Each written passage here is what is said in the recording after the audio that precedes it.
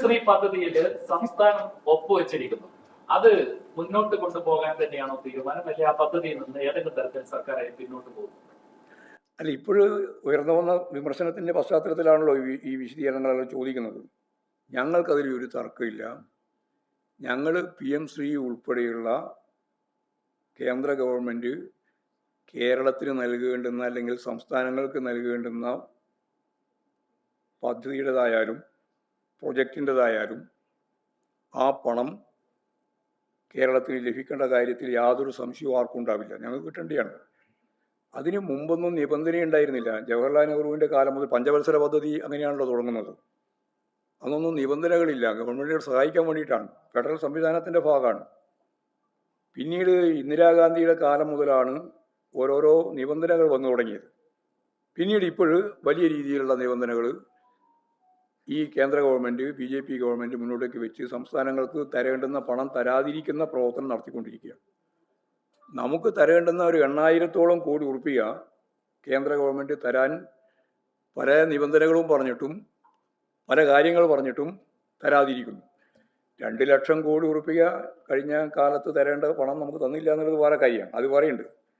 അതിന് പുറമെ സെൻട്രൽ ഗവൺമെൻറ്റിൻ്റെ സ്കീമിൻ്റെ ഭാഗമായി 60% അവരും 40% കേരളവും നൽകേണ്ടുന്ന പണത്തിൻ്റെ ഒരു വലിയ ഭാഗം പണം, അതായത് 8,000 കോടി ഉറുപ്പിക.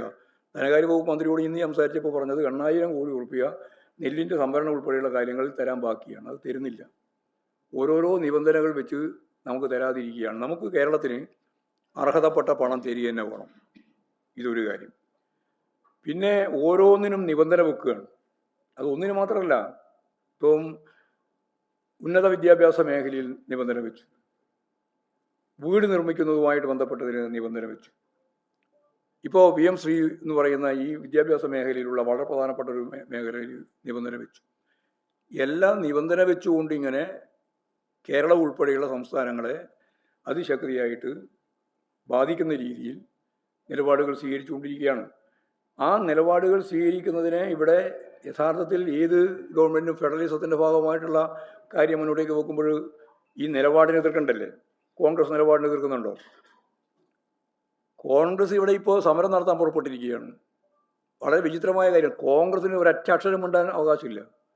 കോൺഗ്രസിൻ്റെ കാലത്ത് തന്നെയാണ് BJPയുടെ കാലത്ത് കോൺഗ്രസ് എല്ലാം അംഗീകരിച്ചതാണ്. ഇന്ത്യയിൽ ആദ്യമായിട്ട് PM ശ്രീ പദ്ധതിയിൽ ഒപ്പിട്ട ഗവൺമെൻറ് കോൺഗ്രസ് ഭരിക്കുന്ന സന്ദർഭത്തിൽ രാജസ്ഥാൻ ഗവൺമെൻറ്റാണ്. കർണാടകത്തിൽ ഇപ്പോൾ അവരെ ഭരിക്കുന്നുണ്ട്, അവിടെയുണ്ട്, തെലങ്കാനയിലുണ്ട്. അത്രയിലെ സംസ്ഥാനമുള്ളൂ. ഇപ്പോൾ മുമ്പത്തെ പോലെ സംസ്ഥാനമില്ല. അവിടെയെല്ലാം ഒപ്പിട്ടിട്ടുണ്ട്, അവിടെയെല്ലാം നടപ്പിലാക്കുന്നുണ്ട്. എന്നിട്ട് ഇവിടെ ഇടതുപക്ഷ ജനാധിപത്യ മുന്നണിയെ അടിക്കാൻ ഒരു വടി കിട്ടുമല്ലോ എന്ന് വിചാരിച്ചിട്ട് അതിൻ്റെ മേലെ നിലപാട് സ്വീകരിച്ച് കൊണ്ടുപോകുന്ന ഒരു സമീപനമാണ് കോൺഗ്രസിനുള്ളത്. കോൺഗ്രസിൻ്റെ ഇരട്ടത്താപ്പാണ്. അവർക്ക് രാഷ്ട്രീയമാണ്. കേരളത്തിൽ ഒരു വികസന പ്രവർത്തനവും നടത്താൻ പാടില്ല എന്ന രീതിയിലുള്ള നിലപാട് സ്വീകരിക്കുകയാണ് അവർ ചെയ്യുന്നത്. ഞങ്ങളെ സംബന്ധിച്ചിടത്തോളം ഞങ്ങൾ നയപരമായിട്ട് അന്നും ഇന്നും ഇനി നാളെയും ഈ PM ശ്രീ പദ്ധതിയുടെ ഭാഗമായിട്ടുള്ള നിബന്ധനകൾക്കെതിരാണ്. എന്നാൽ ഞാൻ നേരത്തെ പറഞ്ഞതുപോലെ എല്ലാ മേഖലയിലും ഗവൺമെൻറ് കേരളത്തിന് നൽകേണ്ടുന്ന പണം തരാതിരിക്കുന്നു. അത് ചെറിയ രീതിയിലുള്ളതല്ല, ആയിരക്കണക്കിന് കോടി. ഇപ്പോൾ ധനകാര്യ വകുപ്പ് മന്ത്രി പറഞ്ഞ പോലെ 8,000-ഓളം കോടി ഉറുപ്പിക നമ്മുടെ നെല്ല് സംഭരിച്ചത് ഉൾപ്പെടെയുള്ള പൈസ തരാതിരിക്കുന്നു. ഓരോ നിബന്ധന വെച്ചുകൊണ്ടാണ്.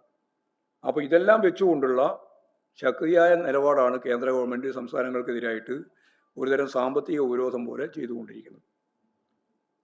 PM ശ്രീയുടെ ഭാഗമായിട്ടും അത് തന്നെയാണ് സംഭവം. അത് കുറേ കൊല്ലമായി. ഇപ്പം തുടങ്ങിയതല്ല, 2-3 വർഷമായി ഇതിൻ്റെ മേലെ നടക്കാൻ തുടങ്ങിയിട്ട്. വലിയ രീതിയിലുള്ള സമരം നടന്നിട്ടുണ്ട്, പ്രക്ഷോഭം നടന്നിട്ടുണ്ട്. ഞങ്ങൾ അന്നും ഇന്നും CPIM എന്ന രീതിയിലായാലും CPI എന്ന രീതിയിലായാലും എല്ലാവരും PM ശ്രീ പദ്ധതി എന്നുള്ള ഈ നിബന്ധനയെ അതിശക്തിയായിട്ട് അന്നും ഇന്നും എതിർത്തുകൊണ്ടിരിക്കുകയാണ്. നാളെയും അത് തന്നെയാണ് അറിയുക.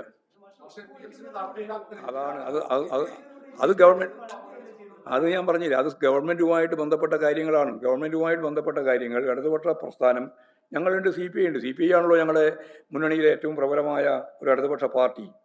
സ്വാഭാവികമായിട്ടും ഞങ്ങളും അവരൊക്കെ ആയിട്ട് ചർച്ച ചെയ്ത് ആ കാര്യങ്ങളെല്ലാം പരിഹരിക്കും. ഞങ്ങൾക്ക് സമയം എന്താ ഉള്ളത്? അല്ലാന്ന് അതൊക്കെ ഭരണപരമായ പ്രശ്നമാണ്. ഭരണപരമായ പ്രശ്നം ഉൾപ്പെടെയുള്ള കാര്യങ്ങൾ ഞങ്ങൾ ചർച്ച ചെയ്ത് ആവശ്യമായ നിലപാട് സ്വീകരിക്കുകയും ചെയ്യും.